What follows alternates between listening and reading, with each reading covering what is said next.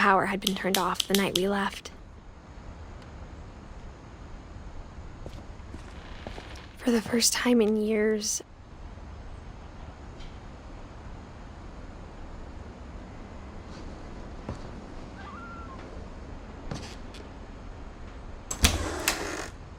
I felt like I was home.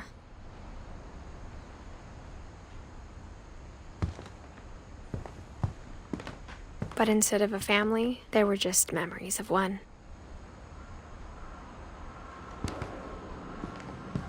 Like how after Louis started working at the cannery, we all got sick of eating salmon. Except our cat, Molly.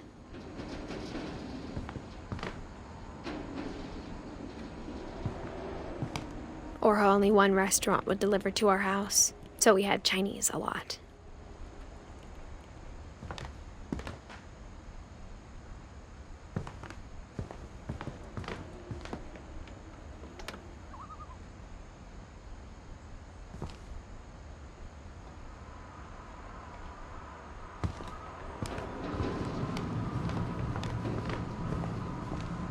Nothing in the house looked abnormal.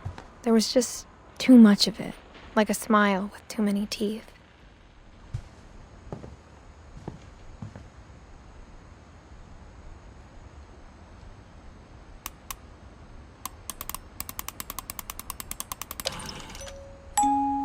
Great-Grandpa Sven built a music box for Barbara, along with the rest of the house.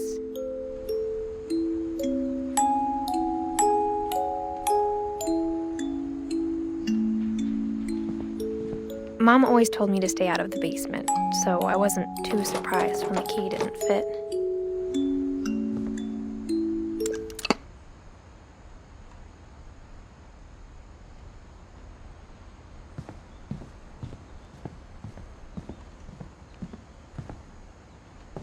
My mom wasn't much of an optimist, but she never stopped believing that my brother Milton was alive.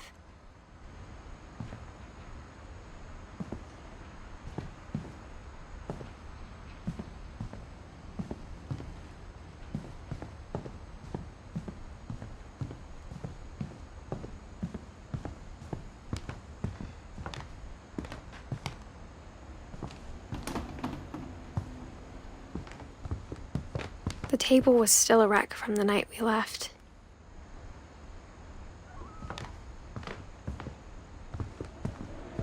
My mom was the only one of us who could imagine Great-Grandma Edie living in a nursing home.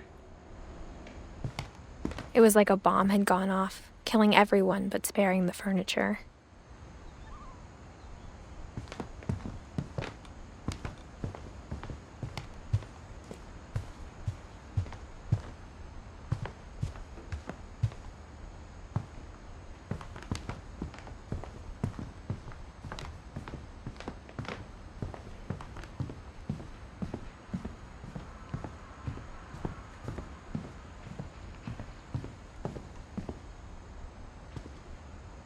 After Milton disappeared, Mom sealed up all the bedrooms. Then Edie retaliated and drilled peepholes.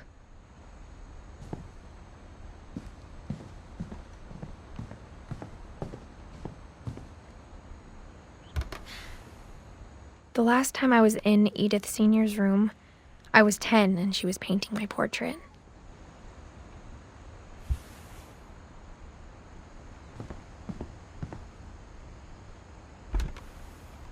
As a kid, I just assumed every house had peepholes and sealed rooms you weren't allowed inside of.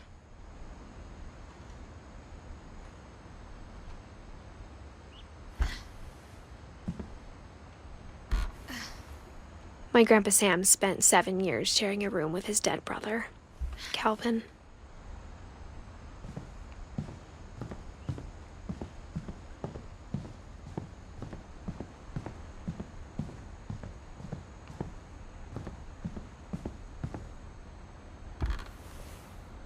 Molly always seemed like a girl I could imagine being friends with, if she hadn't died in 1947. I spent a lot of time playing in Great Uncle Walter's room. I think my mom sometimes regretted not sealing it up. Louis told me there were secret passages, but I never believed him.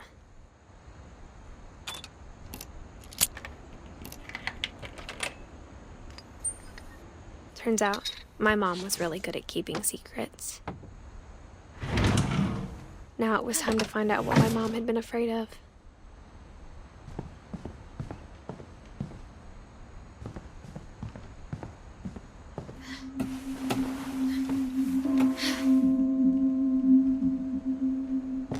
Reading this, maybe it sounds like I had a plan, but I had no idea what was behind my door. Just like I had no idea where all this was gonna lead.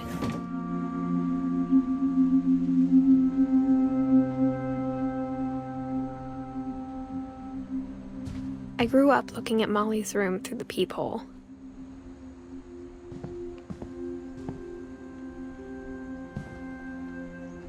Molly's gerbil had a tiny bedroom with its own even tinier gerbil cage.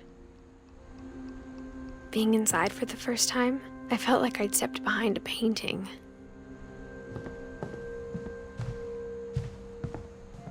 I got the sense Edie had spent a lot of time here, before my mom sealed the doors.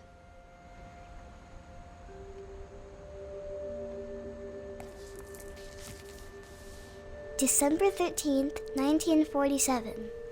Dear Diary, I'll be gone soon, but I wanted to tell somebody about what's gonna happen. It started when Mom sent me to bed without dinner. I woke up and I was starving, so I looked around for something to eat.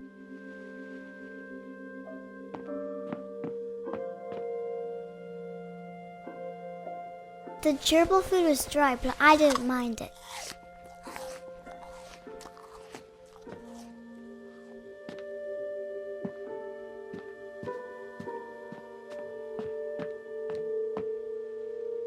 My Halloween candy was all gone.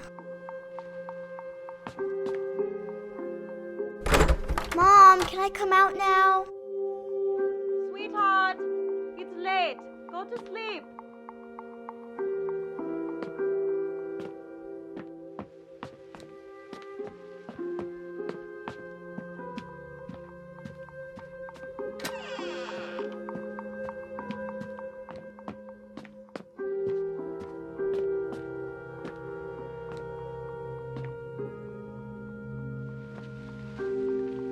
I thought about eating Christopher, but I held back.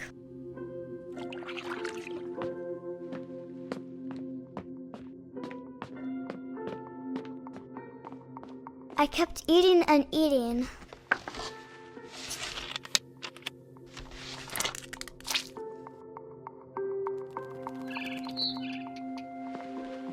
I ate a lot of things that night.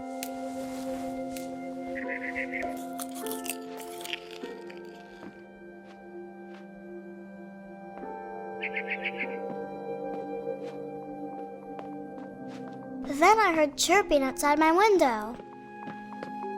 It was a barn swallow going back to her nest. I reached out for her.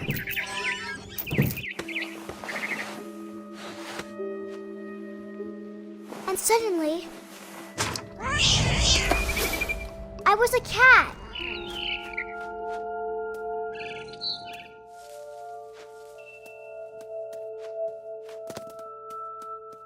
I tried to be quiet, but the bird was really scared.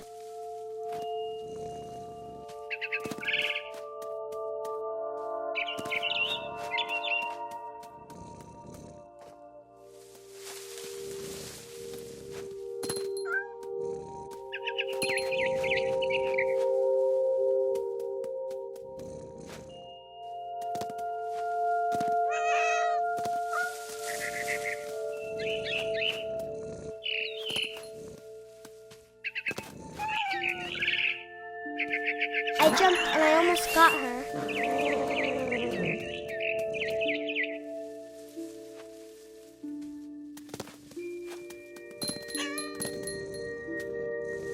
I could tell she was getting really tired. Now I was up in the big tree. I promised Dad I wouldn't climb it anymore. All I cared about was eating that mama bird. I gobbled her up. And suddenly, I was an owl. First, all I heard was the wind.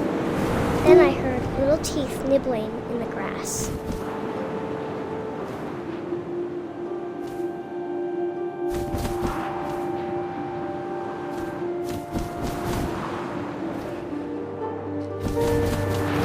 Rabbits.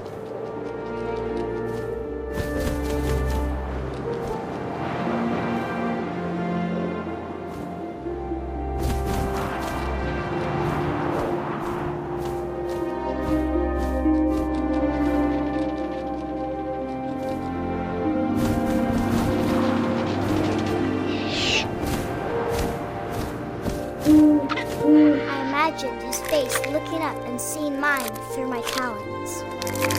I swallowed him up, and I didn't chew one bit. Then I flew off to find something bigger.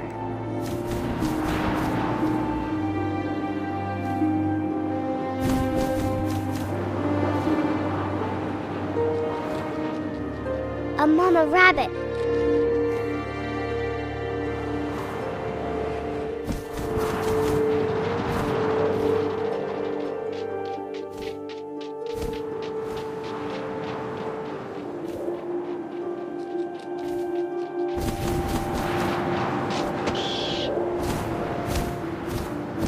She was almost too big to carry. I started choking, but I couldn't stop eating. And suddenly, I was a shark.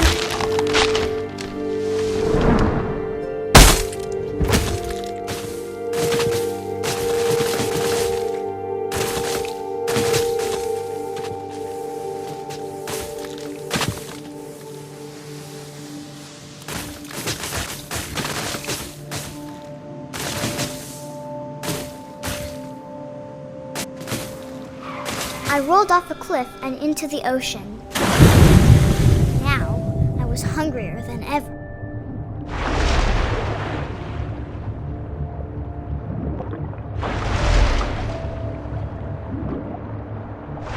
I wanted fat, juicy seals.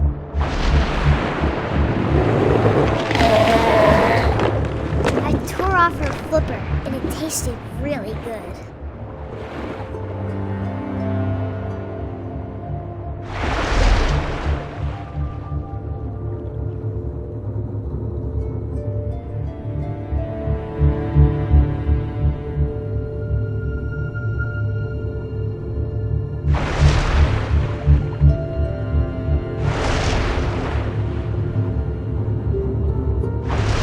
Grabbed on tight. When I was so hungry, I jumped out of the water.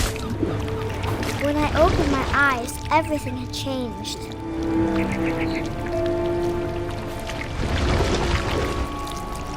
Now I was a monster and I smelled people everywhere.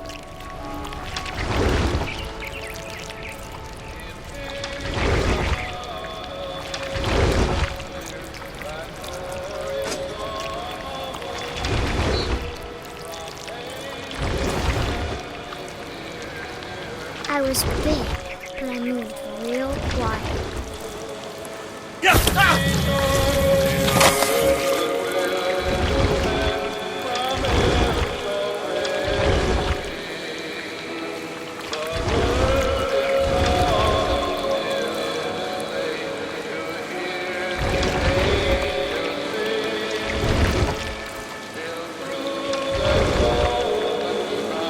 I wanted to stop, but also I didn't.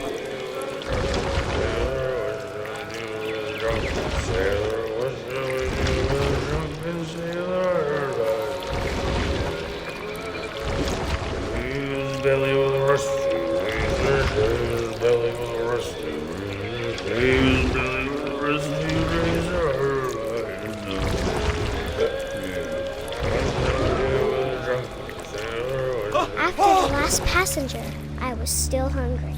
And across the water, I smelled something new. Something I had to have, so I swam towards it.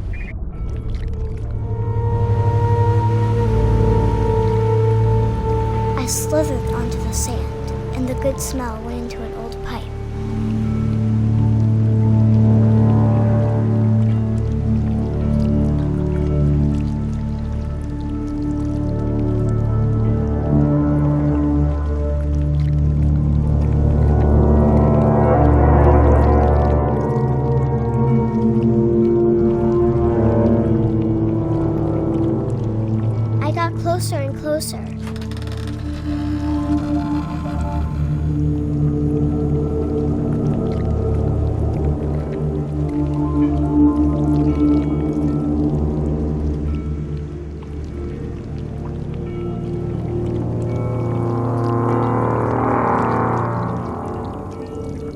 all of my stomach started growling.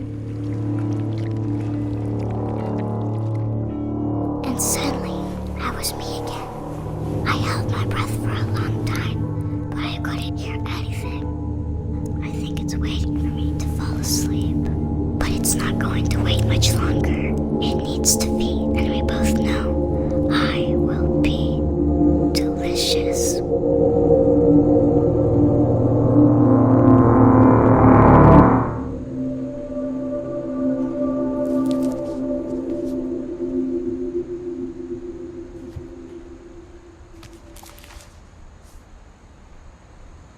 I'm not sure if I believed all of that, but I'm sure Edie would have.